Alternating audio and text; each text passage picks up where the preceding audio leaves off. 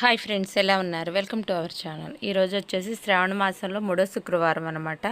ఇంటి దగ్గర ఉన్న కనకదుర్గమ్మ వారికి అన్ని రకాల పళ్ళతోటి ఈరోజు అలంకారం జరిగింది. ఇది మీకు కూడా చూపిద్దామన్న ఉద్దేశంతో వీడియో తీశాను. ఈరోజు మొత్తం పళ్ళతోటి అన్ని రకాల పళ్ళతోటి అలంకరణ చేశారు. రేపు మార్నింగ్ ఇవి వచ్చిన భక్తుల ప్రతి ఒక్కళ్ళకి ఇవి ప్రసాదంగా పంచి పెడతారన్నమాట.